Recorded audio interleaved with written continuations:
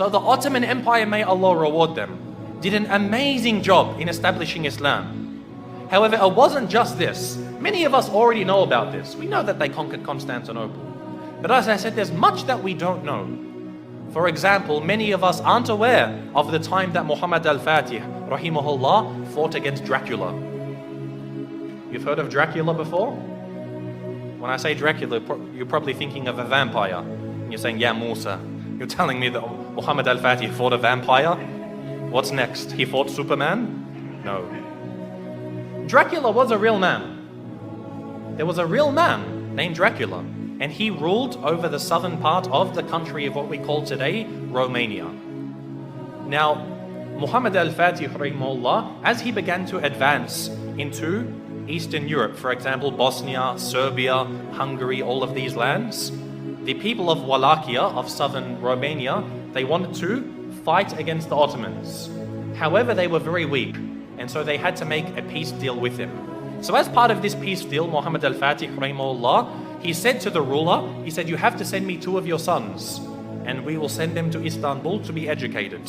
So he sent his 2 sons. One was named Vlad, and one was named Radu. Now Vlad is the one who we know as Dracula, because the word Dracula, it means son of Dracul, which was the name of his father. Dracul, it means Shaytaan, it means a devil. So he's the son of Shaytaan, and this is actually quite relevant. It's rather fitting when you hear about this man.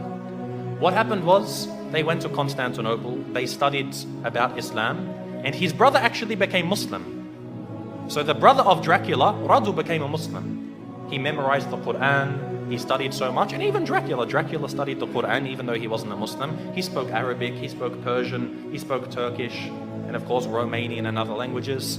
And later on, he was sent back to his country, where Radu remained, and he became the ruler of his country. Because the Ottomans realized they can't send a Muslim to rule over the country because they're Christians. They wanted to send Vlad, Dracula, so that they could get him there and then defeat him in a war, and they would rule the country.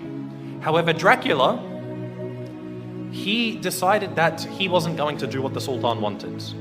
The Sultan sent him 2 emissaries, 2 people to come speak with him, and they said to him, you must pay us the jizya. Now that you're the ruler of the country, you have to pay us jizya. And so Dracula, he said to them, if you want to step inside of my court, you have to take off your turban.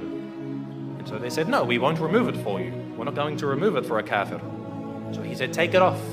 Again, they refused. So he told someone to come with some very big nails and hammers, and he said, if they refuse to remove it for me, then they will never remove it again. And he commanded that their turbans be nailed into their heads. And of course, this in effect killed them. So this was an act of war. Dracula had decided that he wanted to go to war with the Islamic State. Al-Fatih, rahimahullah, he sent a massive army to go fight against them. But Dracula, because of his tactics and the fact that he knew the Ottomans very well, he was able to defeat them on some occasions. Now what he did is what really makes him stand out as being an absolute devil.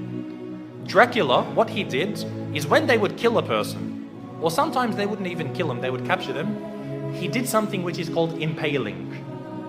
Now, if you haven't heard of impaling, it's a pretty gruesome thing to start to describe. What they would do is they would get a very, very big stick. They'd make it sharp at one end, they would insert it through your backsides, pass it through your body until it comes out of your mouth. They would impale them, they would pass this through their body. A lot of the time they would be alive as well. And this is how they would kill them. And then they would put this in the ground, then impale the next person, put him next to him. And the Ottoman army, when they went to go check on their troops, they found that on one of the very long roads leading to the capital of this area, they found 20,000 Muslims impaled along the sides of this road. Imagine this. And we suffer today. No doubt we suffer as Muslims today. But things like this, you can't really compare. 20,000 of them impaled. You can imagine how Muhammad al-Fatih, rahimahullah, he feels. To see even one Muslim killed is too much. But to mutilate their bodies after this was something which was, beyond what was acceptable. And so he decided to send Radu, who was the brother of Dracula. He sent him to go fight against his own brother. And eventually Radu, rahimahullah, he was able to actually eventually catch up with his brother. This is after he commits so many more atrocities. Even the Christians, they started to back off from him.